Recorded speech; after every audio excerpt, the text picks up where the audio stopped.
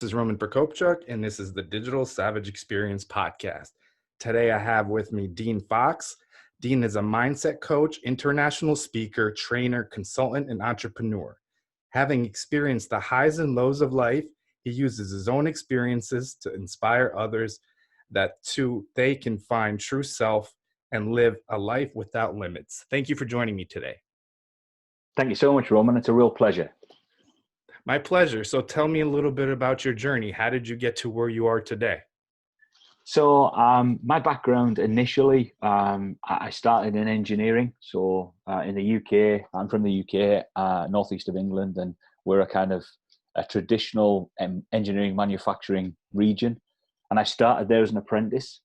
But I'd always had this kind of, ever since I was much younger, I'd grown up with this belief that maybe I wasn't as good as I thought I was, or maybe the things I didn't do would be good enough. And so I was always looking for the next thing. I kept having to be the very best at what I was doing. So qualifying as an apprentice and making it to technician wasn't good enough. I had to take it to the next level and be a shift technician. And so I was always kind of looking to move forward from a career perspective. And over about a 12 to 15 year period, I did that successfully, grew from an apprentice right through to an engineering manager with a British Steel, so with a UK with an international corporation. But again, still didn't feel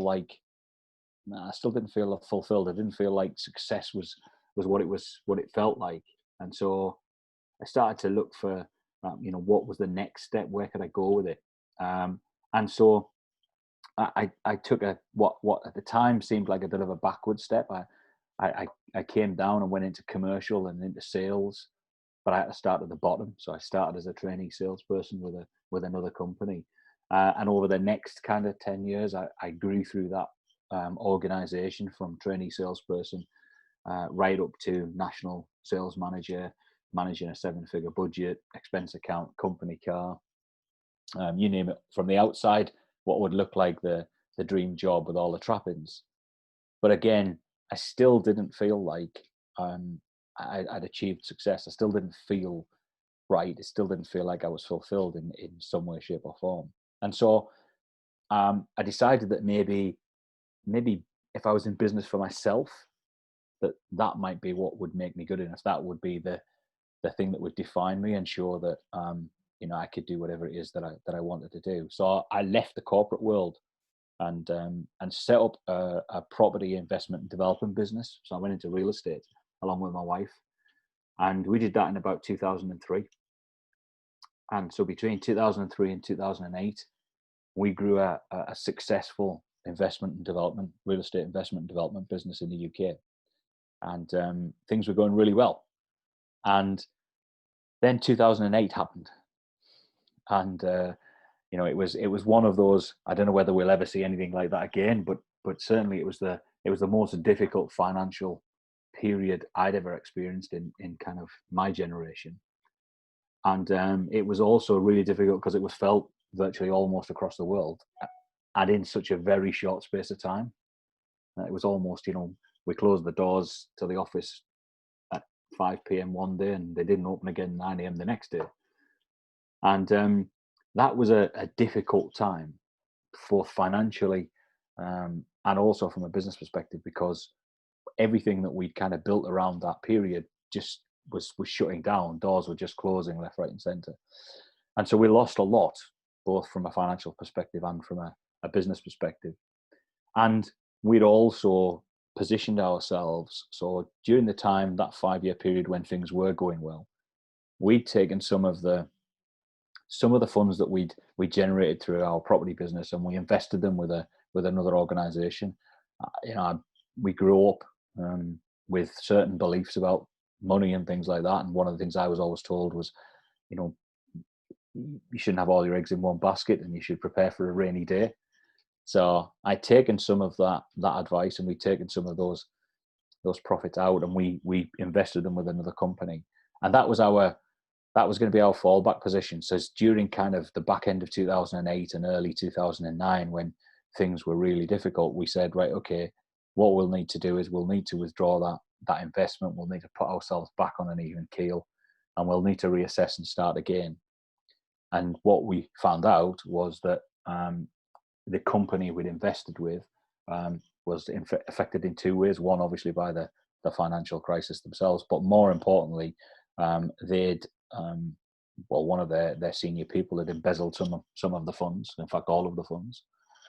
And there was a criminal investigation around that, but that left us with that proportion of our investment was lost as well. And so we had kind of two things back to back. And what that kept doing was bringing up all of those questions, all of those self-doubts that I'd had at various points in my career about maybe not being good enough, all came to the fore during that period.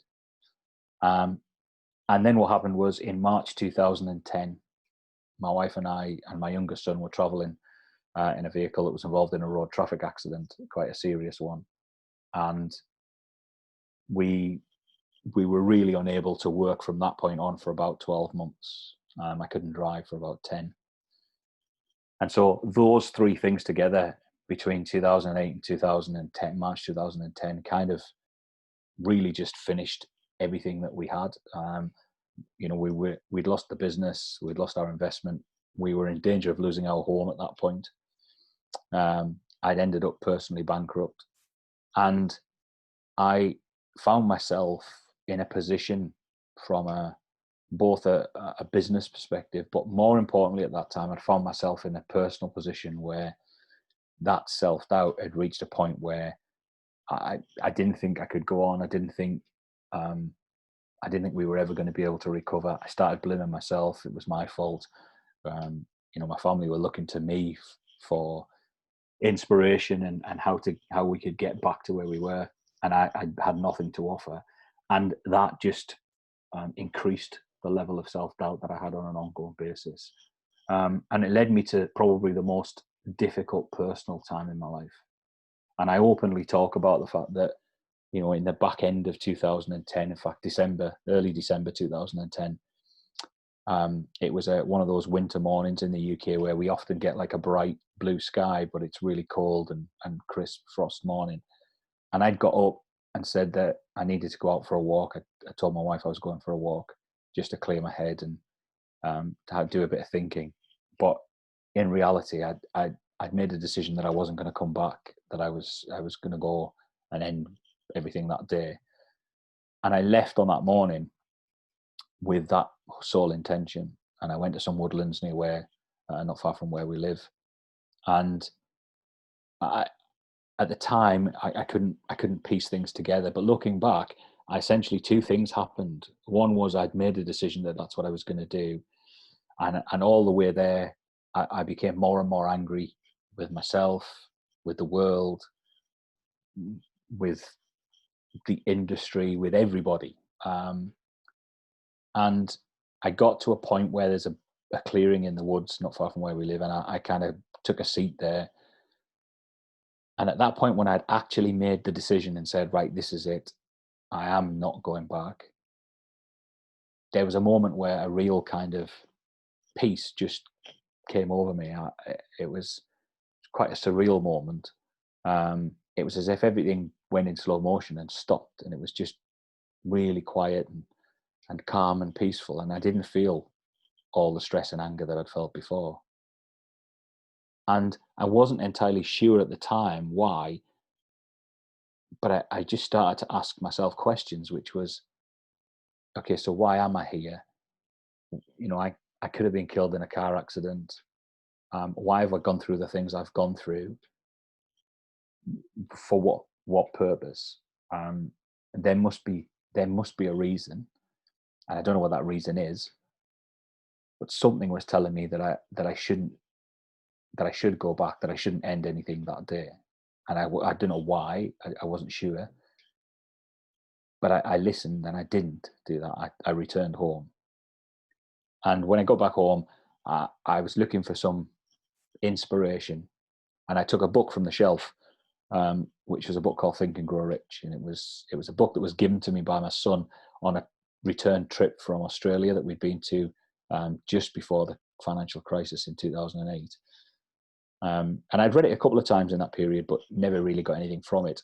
But that day, I started to read it, and I started to see things in it that I'd never seen before. And that really kind of started my, if you like, journey into what I would call personal development and growth. I didn't really know that's what it was at the time, but I'd never really,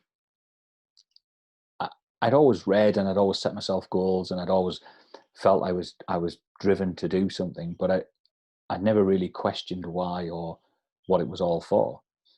And that book started to open my eyes, and I made a commitment that what I was going to do was everything that from that moment on, I was going to invest as much as I possibly could in understanding who I was, what I was there for, and what was my purpose, and how I could be at that time the best version of myself.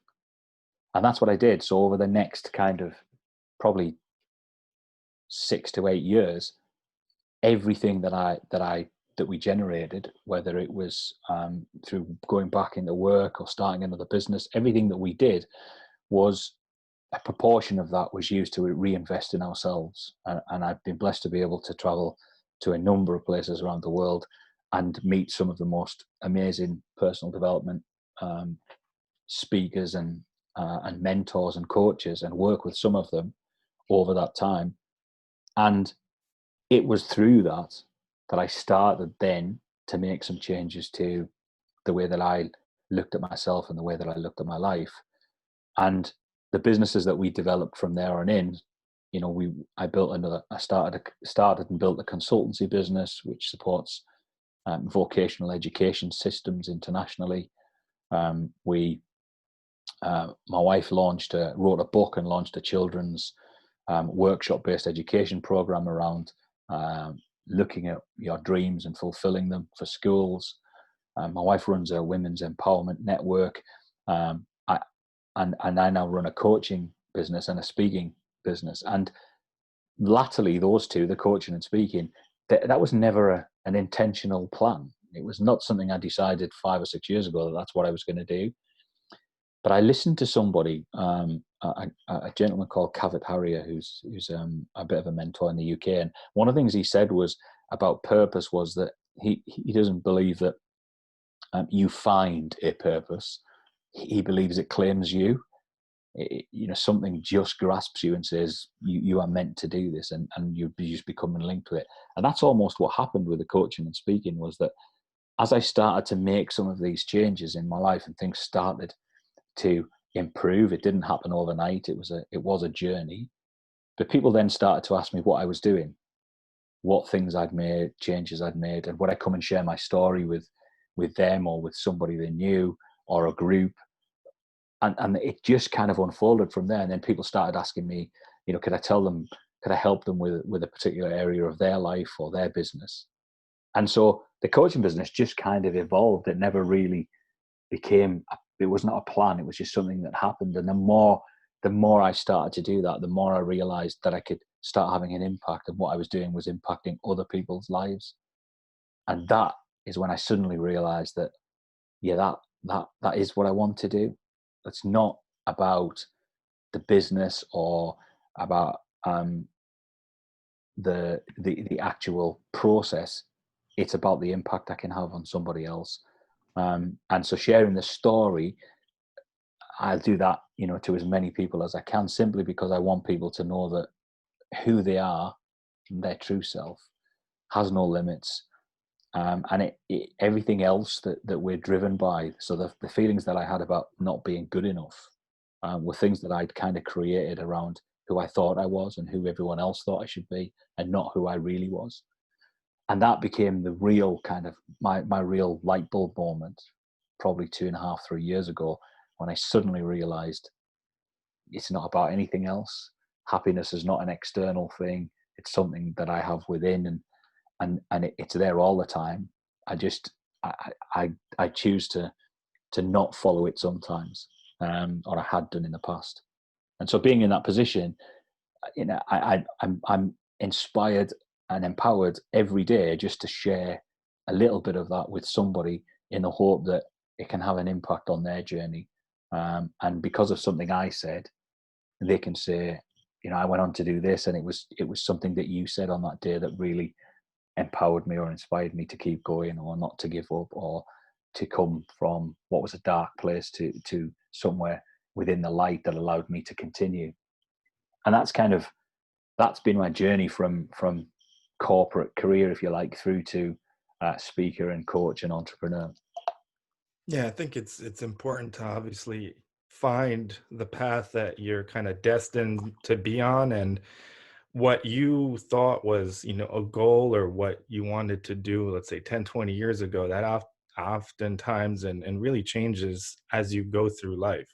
So you become a new person, you redefine yourself, like you said, trying to become the best version of you, or most people do. Obviously, some people don't necessarily focus on that and, have things going on, but also everyone has some kind of, trial or loss, death, injury, disease in their lives. And then I think it's how they react to it. If they keep going and stay motivated, or they just kind of give up and shut down. This year will be a year since my grandfather passed away. That was, a core male role model in my life. So when that happened, I went through kind of the grieving process, the stages of that, but I thought about it, and, I knew he was proud of me in terms of what I was doing in my professional and personal life. And it would just be not fair to him, and it wouldn't honor him if I just gave up or stayed down. If, I had to get up and do the best that I could, still dealing with that grief and that pain, and, having it inside of me for, forever technically, but learning to live with it. So I think it's important, regardless of what you're going through, to redefine yourself and kind of use and harness those experiences, negative or positive, to redefine yourself and keep growing as a person. Yeah, sure. And I think that every time we experience something, I have a saying that I use a lot to say that whatever it is that happens for a reason, and it's either a lesson or a blessing. So I either have to learn something from it. It's there to teach me something, or it's there to gift me something that takes me to another step or a different pathway or whatever it is. But either way, I never lose from it. I don't lose or win. I simply just learn, or I get something from it, and then it allows you to take another step forward, because the events in life happen to everybody. They happen to us all. You made a great point about it's how we respond to them, and that's the biggest thing for me, is that what happens in life happens to us all. Jim Rohn has a great saying, which is that it's not the blowing of the wind that determines when you arrive; it's the set of the sail. The same wind blows on us all, and that's so true, that we all experience those sorts of things. It's how we deal with them and handle them moving forward, to allow us to be able to either learn something from it, and if we learn, we can then use that lesson, either for ourselves or to help somebody else. Yeah, I agree. And I think, like you mentioned, certain failures or certain things that are beyond our control, like the investments you've made that you thought were in good hands, that obviously were taken, by someone else, and things like that you can't control. So always in life, regardless of what you're doing, there will be variables, that you have no control of, but you can do what you can do on your end to put yourself in a position to be as successful as possible, or grow as much as possible. And if you focus on that, eventually good things start happening. And I think a lot of people, regardless of what their goal is, obviously it's a moving target, but they give up too easily. So they're very close to getting somewhere, and they see all these setbacks, and they don't kind of stay the course or adjust and pivot to the things that, are in front of them, and they just quit it. But they were so close to getting to that point.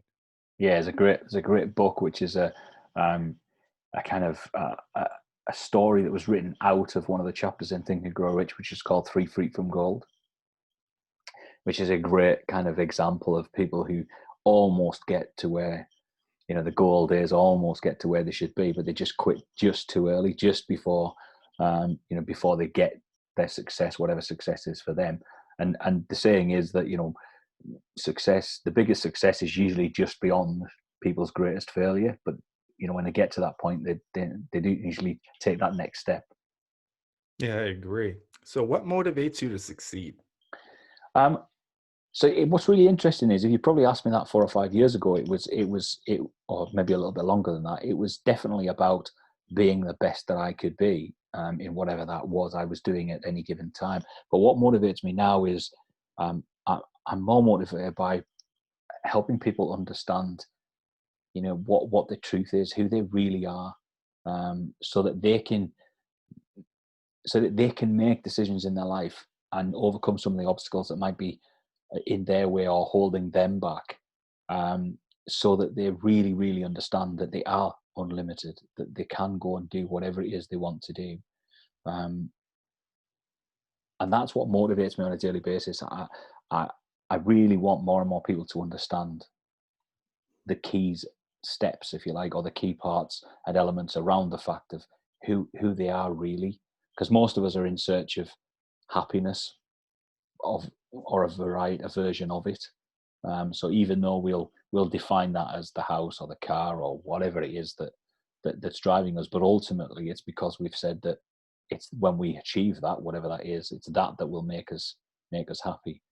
And so I'm on this mission to try and get people to understand that that's usually not the case, and when they get there, they'll probably be looking for something else, because they don't usually feel fulfilled at that particular point in time. So for me, what really drives and motivates me is this idea that I want people to understand who they really are, and that happiness is already there. It exists within them right now. And when we stop attaching it to something on the outside and start questioning where it sits on the inside, that's when the whole world changes for us on the outside, is when we make the changes on the inside. Yeah, I agree. And I think whether it's professional or personal, or like you said, being happy or having joy, the biggest hurdle in that is yourself. So you're the first barrier to that, either starting something, having the fear to do so, or even giving yourself permission to be happy. Absolutely. Yeah, for sure. And when I end up working with people, it comes in, I could probably split them into what I would say are two categories. One of those people who have got what appears to be some level of success. So they've either got the house, they've got the business, they've got the career, they've got the car, they've got the holidays, or they've got the lifestyle, and they suddenly still realize or feel like, well, but I don't feel fulfilled in some way. There's something missing. Why is that? Um, and so I end up working with people in that area, or I end up working with people who are on the journey part way, and they've reached a point at which their current mindset, their current self-image, um, has reached its limit. And I often describe it as driving. It's like driving a car with a handbrake on.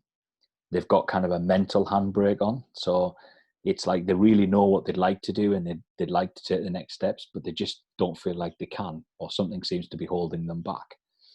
And it's about unlocking that and allowing them to be able to move forward. So when we're looking at what drives people, they're the two areas where I end up working with people the most, because they're my two biggest experiences. This idea of being forever driven to do something, but feeling like I was doing it with a handbrake on, so not at my full capacity, not at the best of my ability.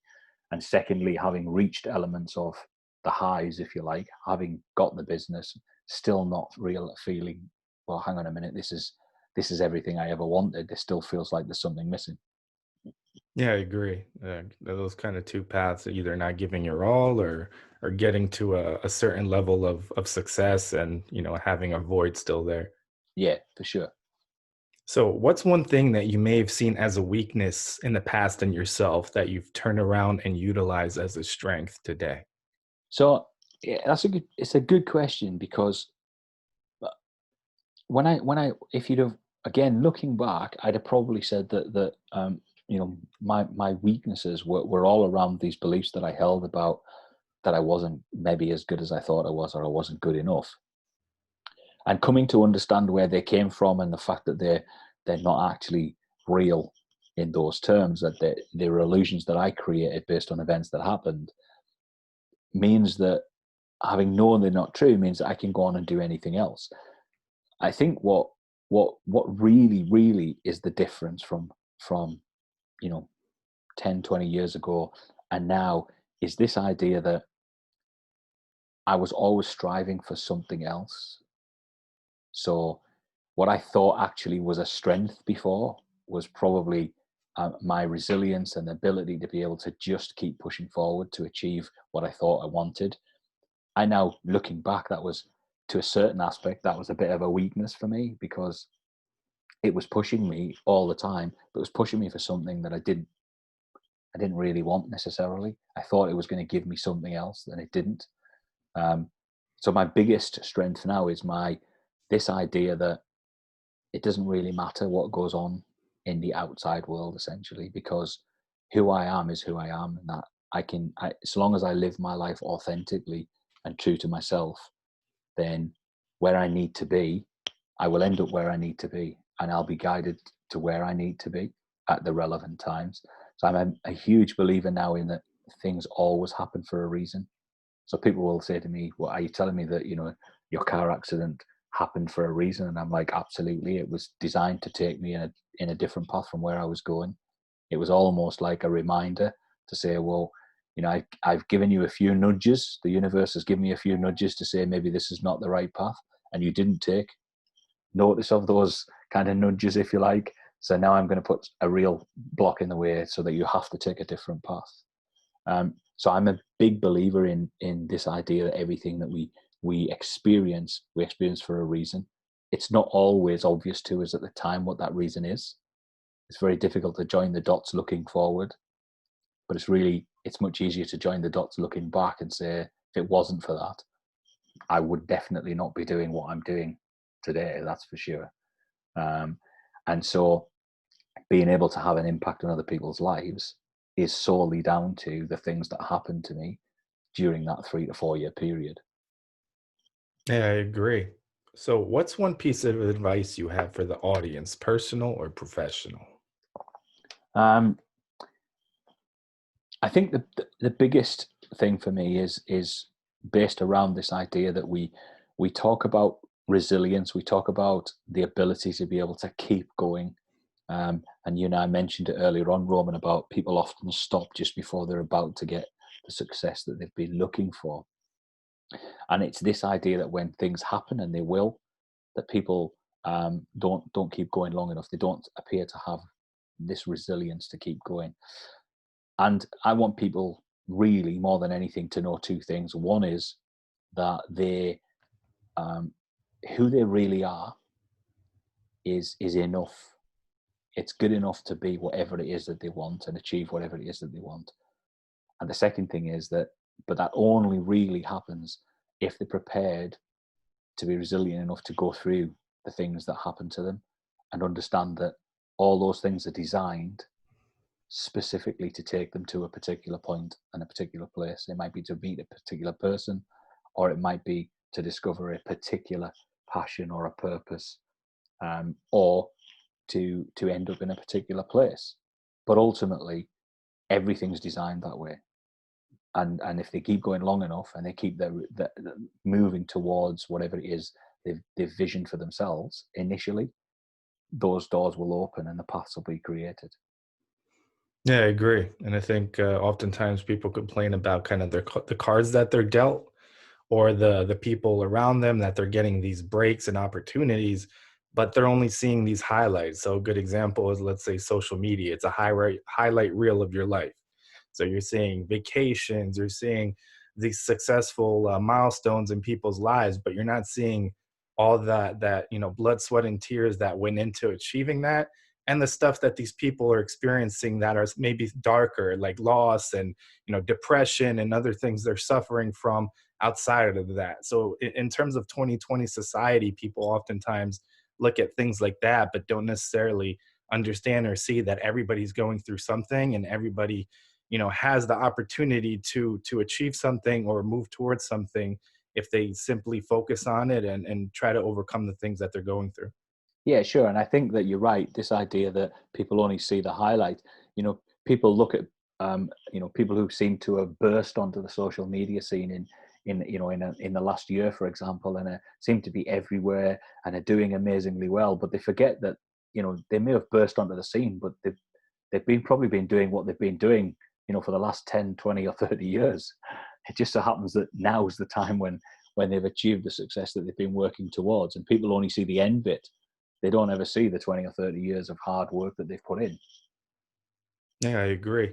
So I really appreciate you coming on today. Can you let the audience know how they can find you? Yeah, sure. So you can reach me on my website, which is deanafox.com. And you can reach out to me by email, same website, but dean@deanafox.com. And if they're on social channels, then at Dean Fox Coaching is, they can find me both on Facebook and Instagram. And I'm on LinkedIn just under Dean Fox. Awesome. Thanks again for stopping by. No problem, Roman. Appreciate it. It's been a real pleasure.